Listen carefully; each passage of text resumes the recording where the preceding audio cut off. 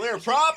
Star 738, Yankee number 2, following twin traffic, 3 mile final, clear Pleasantville. 1 Charlie Bravo, exit in runway 25, going 4 mile final. This is Behind the Prop with United Flight Systems owner and licensed pilot Bobby Doss and his co-host, Major Airline Captain and designated pilot examiner Wally Mulhern.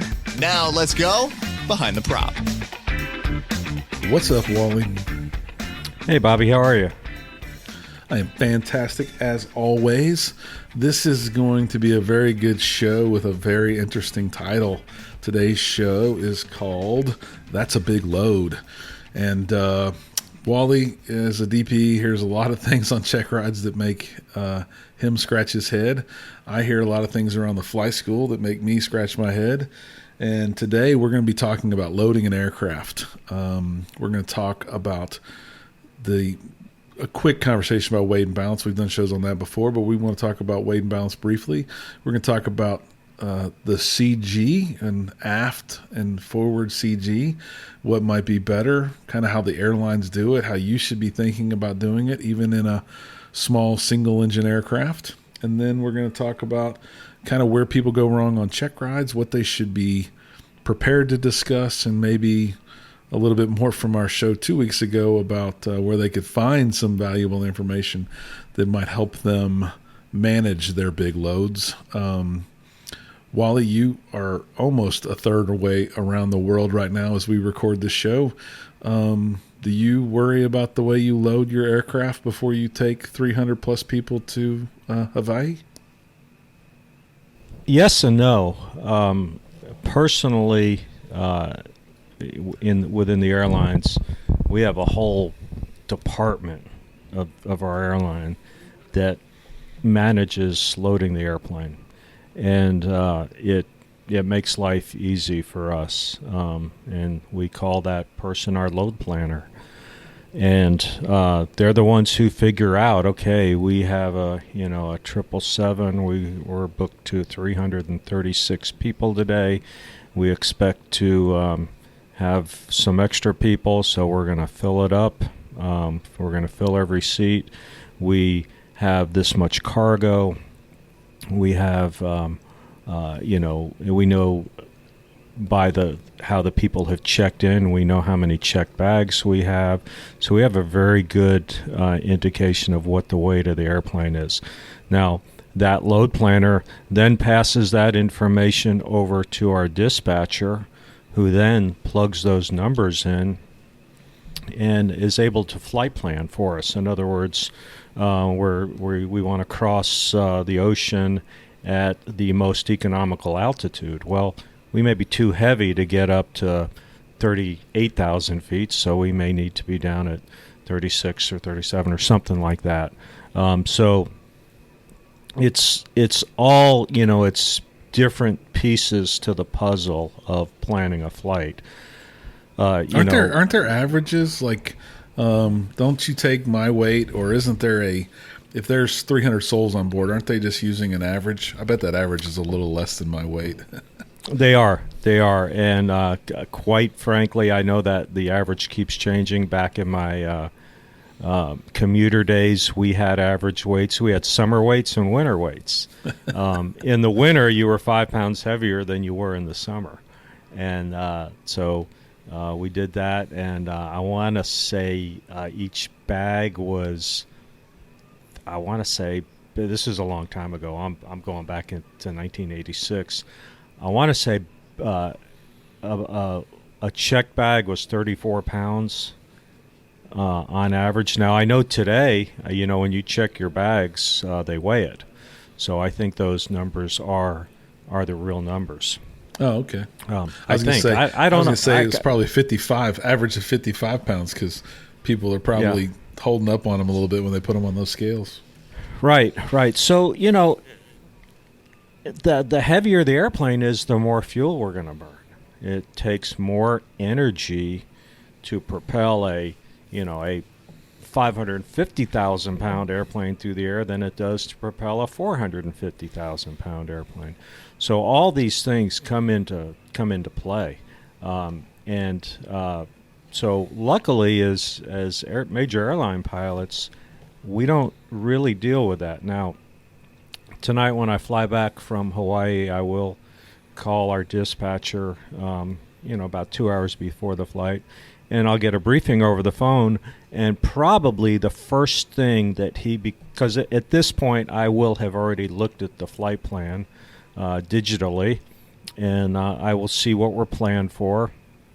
So, at this point we have a projected payload. We're projecting to have a payload of whatever, and payload is just what it says. It's the load that pays the bills. So it's the weight of the passengers and the bags and the freight. Okay, that's the payload. That's a big payload. Yeah. So probably the first thing in the conversation he'll tell me is he'll check in with the load planner, and he'll come back and he'll say, our payload is down 3,000 pounds from what we were projecting. Now, when they create the flight plans, they probably overestimate the payload, and by and large, most of the time, the actual payload is actually lower than what we originally thought, and that's a good thing. If the payload ends up, maybe there's another airline that cancels, all of a sudden we get another 30 people that we weren't expecting at the last minute, we will probably get a new flight plan. And, maybe the altitudes are going to change. Maybe the altitude will stay the same, but our fuel burn is probably going to go up. So now we're landing on the other end with less fuel. So if we were supposed to land with, an hour 45 minutes worth of fuel, now we may be landing with an hour 40 minutes worth of fuel. So, it's a complex equation that, a lot of that stuff we don't really factor in small airplanes. We come up with a fuel burn. We say, hey, in cruise we're going to burn 8.2 gallons per hour. And that's whether we're at our max weight or our 300 pounds below our max weight. It's not as big a difference, but when you're talking about 20, 30, 40,000 pounds, it does make a big difference. I would think so. And also over an 8-hour flight, it's going to make you take that large weight difference and then compound it by 8 hours, and it may make a big difference. Is fuel real important to a big jet as much as it is to a little Cessna? Same concept. Zero fuel, zero thrust. Yeah. It's one of the top 5 things that we need to be concerned with. I think number 1 was fuel. Number 2, I think, was fuel. Let's see. 3, I'm looking at my list here. 3, fuel. 4, fuel. 5, fuel. Okay, yeah. There you go. Top 5 things. Well, the number 6 might be weight and balance. But Right. Do you think of weight and balance as one thing or 2 things? Yeah, this is, when I talk to young people about being pilots, a lot of them look at me and they say, do I need to know math? And I look back at them and I say, yes. And I don't, my gosh, as a society, I think our math skills are just, they're not good.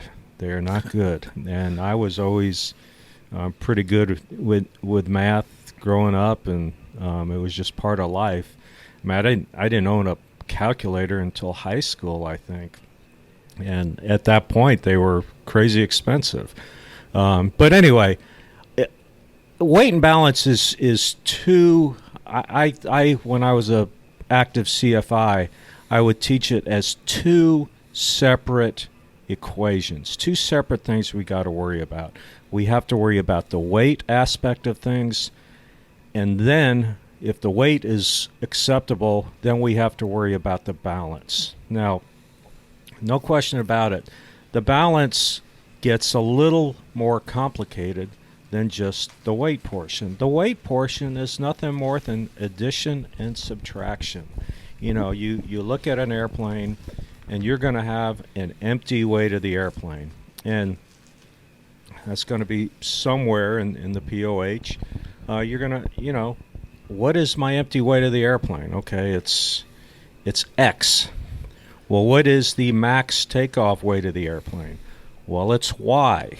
Okay, so the difference in those two numbers is our useful load. That's how much stuff, fuel, people, bags, that's how much stuff we can put on the airplane.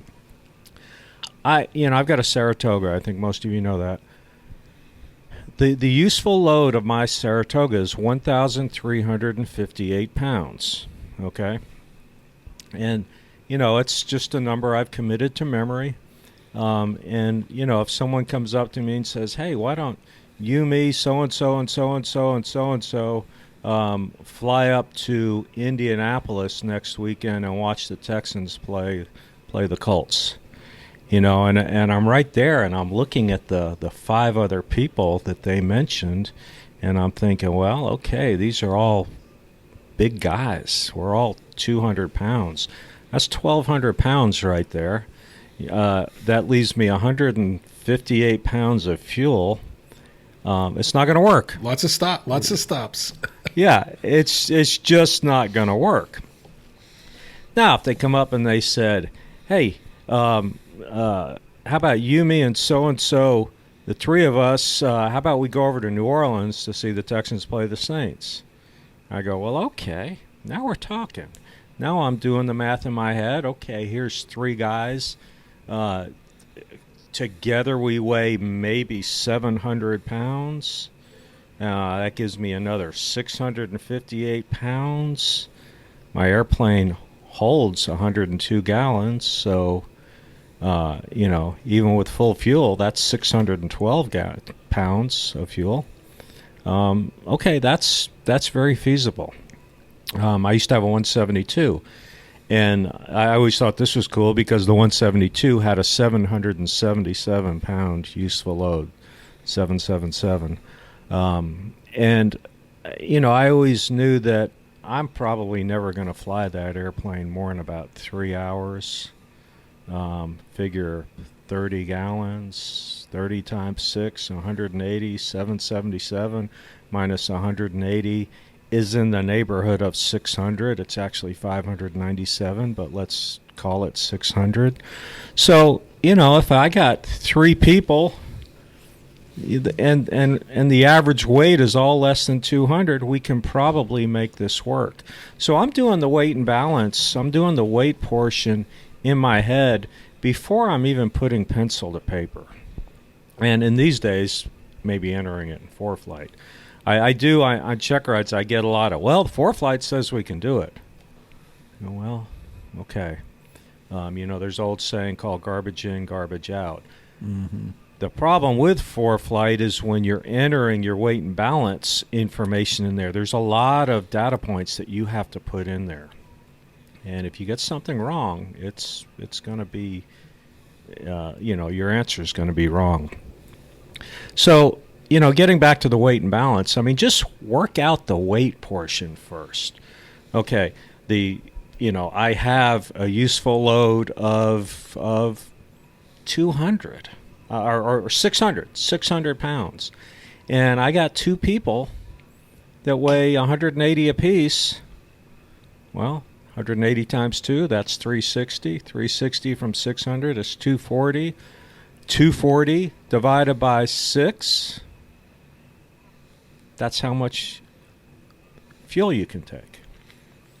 And it's actually pretty simple, because if you're above that weight limit, you can't go. You've got to do something. Either you're going to have to take out fuel, bags, or people. Something is going to have to give. So I used to tell my students, do the weight portion first. Do the weight portion first. If the weight works out, then do the balance portion and see if we're within the envelope. And so let's talk about that now. So, we're talking about the center of gravity. Where is it going to lie in that envelope? And I think there's a lot of discussion, normally not well thought through or knowledge about this, but forward CG versus aft CG, what's going to benefit the plane, the fuel consumption, the comfort, the pilot's skills of being able to fly the plane. Let's talk through all those, if you would. Let's start with we start with your plane and your load and your flight for 8 hours in fuel. You know, if I'm flying a Cessna 172 from Houston to Austin, and I'm taking my wife and some bags, does it really matter to me where I plan that CG? Yeah, well, it does. I mean, and do I have any control over it? I guess. I don't have a load master. Right. You know, you have some minor controls over it. You have the control of, do we put the bags in the back seat or do we put them in the baggage compartment? That's really about it. I was thinking about my wife than, there in that situation. I was actually going to put her in the back seat, maybe the baggage. Yeah, you could put your passenger in the back seat. Like my Saratoga, I know that two big guys in the front seat with full fuel we're going to be out of CG. It's going to be too far forward. Now, what I do have is I have some ballast. So what I can do is I can throw some weight in the aft baggage compartment, and that will maybe let the two big guys ride in the front seat. As long as we throw the extra weight in the back. So we may be adding weight to get in balance. And that's kind of something that we might think is kind of weird. Wow, we're adding weight, but that might be what is needed. But, weight and balance is, in general, I think we all think, we don't want an aft CG. The airplane is less stable with an aft CG. True statement. However, is it still stable enough is the question. And so now we get into the risk analysis. If we wanted to guarantee that we're not in an airplane crash on a given day, the only way we can do that is to not fly. So we are accepting a risk by the fact that we're getting in an airplane. I mean, that's the cold, hard truth. Yep. It may sound kind of brutal to say that, but that is the fact. I mean, I'm sitting here. I went down to the lobby of my hotel, and I bought a cup of coffee. I'm taking a risk by drinking this cup of coffee. I don't know what's in here. I think it's got some water and coffee, and I put some sugar and cream in it. Tastes pretty good, but I'm taking a risk. So, in general, we think we want a forward CG. So, one thing that comes up on check rides is I will give the applicant a scenario where we are overweight and out of balance, and they have to kind of troubleshoot and figure out ways to fix it. And then I will say, okay, well, at the end of the day, let's say we are able to get the CG right here. And I make the dot as high up as we can go on the chart and as aft as we can go on the chart. And, we're in the box. We are in the envelope. And I think word has gotten out in Houston, Texas, that that's what Wally's going to do. And now people are a little bit more inclined to say that they would accept that scenario and go ahead and make the flight. Now, if you as the pilot say, no, I don't want the CG that far back, well, that's your prerogative. But then I do ask if there are any advantages to an aft CG. And this is where the water gets a little muddy with the responses, because this is where some people are kind of struggle. And the fact is, there is an advantage to an aft CG, and that's a better cruise performance, better cruise speed. You're going faster for the same amount of fuel burn. So basically, your miles per gallon has just gone up. And we all know, if you've listened to this enough, we know that one reason that a lot of airplanes crash is because of fuel problems, and the main fuel problem is a lack of fuel. So if we're going on a long flight and we can save some fuel, well, maybe we got more fuel at the other end. Maybe we don't run out of fuel, and maybe that AFCG helps with that. I will tell you this, the airliners, where do you think the airlines try to put the CG? They try to put it pretty far aft. Well, and that makes sense, right? You said pay load. We're talking about paying. I'm sure the airlines have a lot of expenses, but one of those biggest expenses has to be fuel. You're flying 8 hours, 500,000 pounds. That's going to be a lot of fuel. A dang straight they're going to put an AFCG in there. And I don't think when I was really flying to Austin, I thought about it. But, man, in the 182 with 3 of us, it probably makes the most sense to put the heavier person in the back that can't fly the plane. Probably makes sense to put the bags in the baggage compartment and not in the back seat, which is probably a bad habit of all of us. We have better access to it, so we put it in the back seat. But that could make a huge difference. If I was running low on fuel, I sure wish I had those 3 or 4 gallons for sure. Yeah. What I try to do is I do put, in my Saratoga, I put my stuff. Well, I run the weight and balance. I do have a forward baggage compartment that I can use, and that's where I put the light stuff. I have a cover for the airplane, so when we get to wherever we're going, I can cover it up if we're going to be there for more than a couple of days. And it's a canvas cover, so it's not that heavy, so that lives in the nose compartment.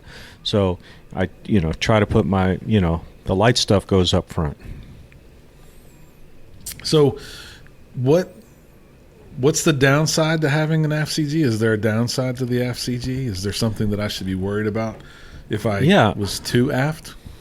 Yeah, well, it is less stable. Okay, less stable, and we hear that and we kind of freak out and we go, "Oh my gosh, less stable! We're gonna crash and die." I think we could make the argument that driving down the road at 10 miles an hour is safer than driving at 50 miles an hour.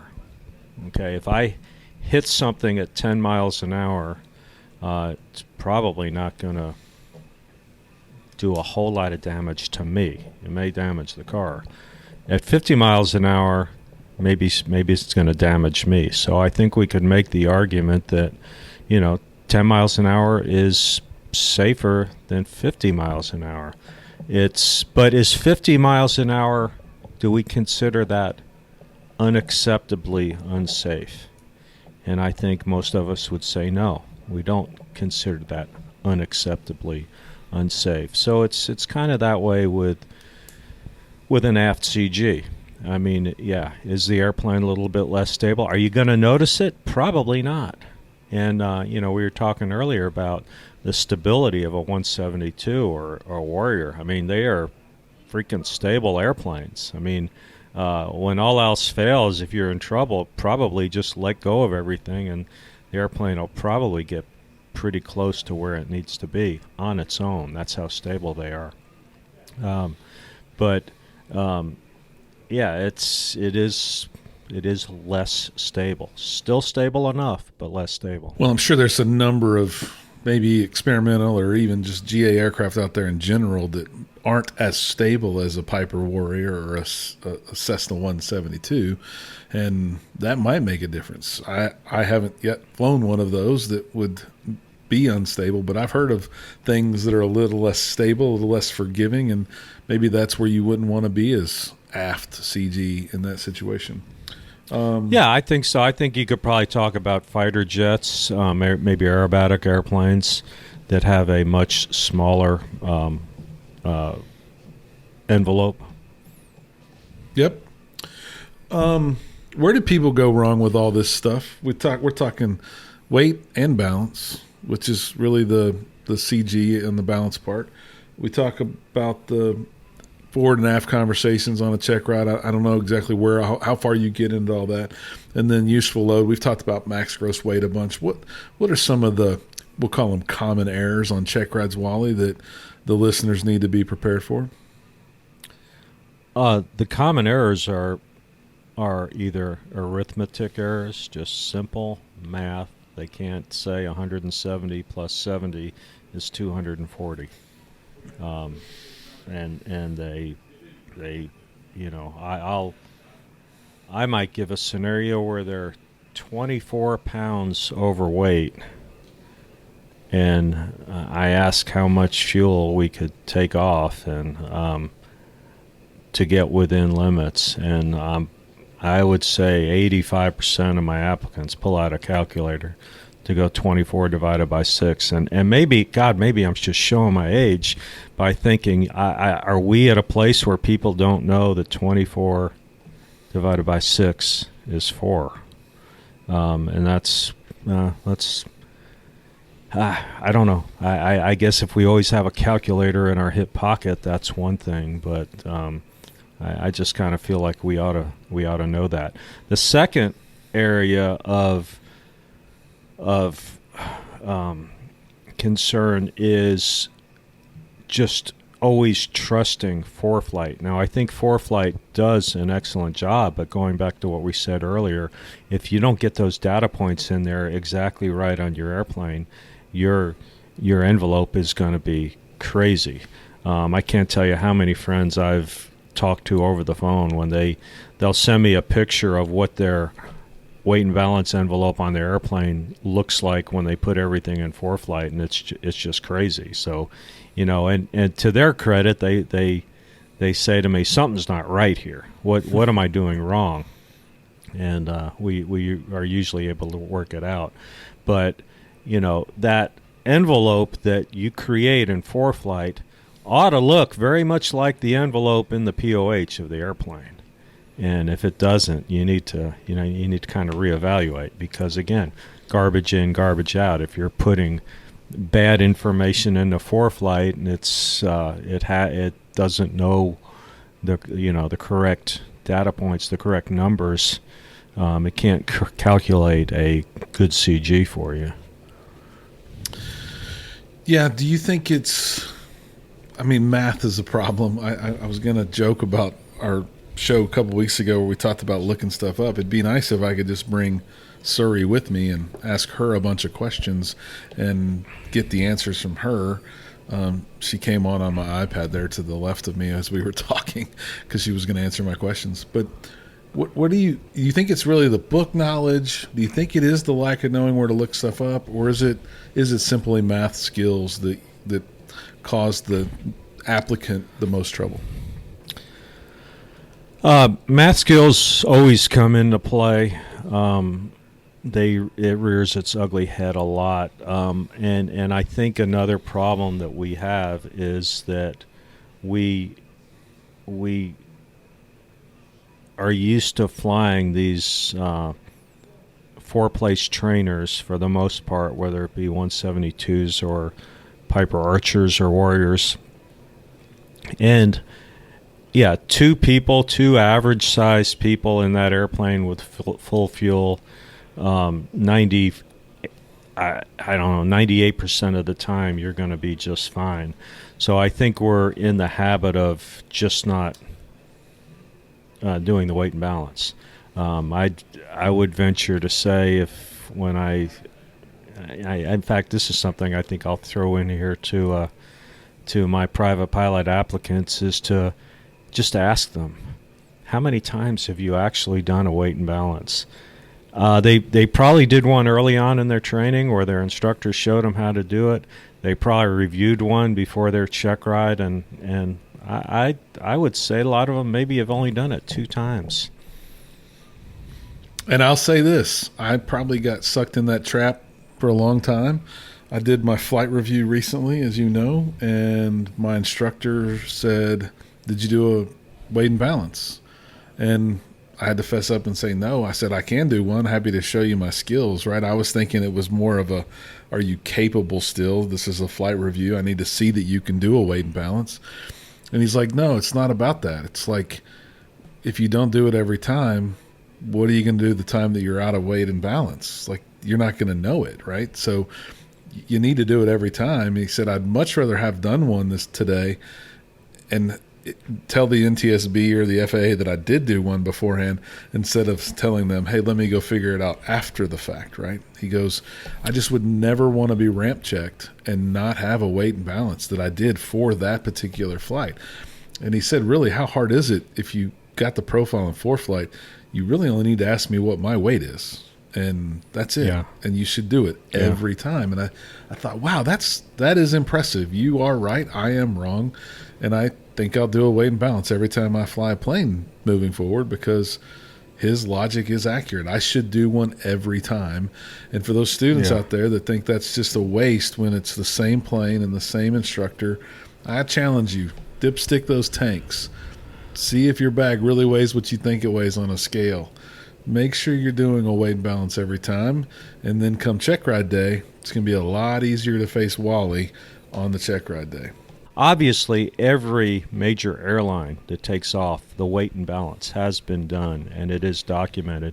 When I used to fly charter back in the day, Part 135, again, this is in the 80s, I don't know if the rules are still the same, but I would fly some people from point A to point B, and then point B back to point A, and in my flight bag, I had to keep weight and balance sheets. I kept self-addressed stamped envelopes to my company I worked for, because if the weight and balance changed, in other words, I took off with full fuel, we got down there and realized we didn't need to get fuel, or something changed. If the weight and balance was different from what I had planned, I had to fill out a new weight and balance sheet, and it had to physically be mailed back to my company, and that was all for accident investigation. God forbid something happened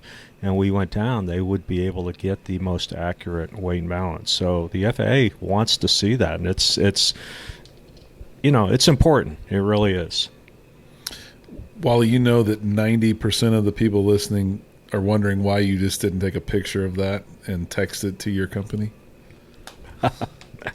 Yeah, well, I'm sure that's what they do now. And well, in ForeFlight, as we were saying all this, I thought, gee, I wonder if there's a function in ForeFlight where I can take the weight and balance and email it to somebody. I'm sure there probably is. Yeah.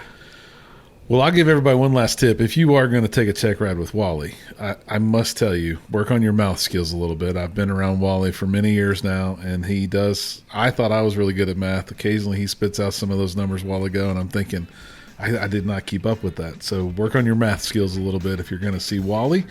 Make sure you understand the loading of an aircraft, know what you're going to do with your big load, and no matter what, stay behind the prop. Thanks for checking out the Behind the Prop podcast. Be sure to click subscribe and check us out online at BehindTheProp.com. Behind the Prop is recorded in Houston, Texas. Creator and host is Bobby Doss. Co-host is Wally Mulhern. The show is for entertainment purposes only and is not meant to replace actual flight instruction. Thanks for listening, and remember, fly safe.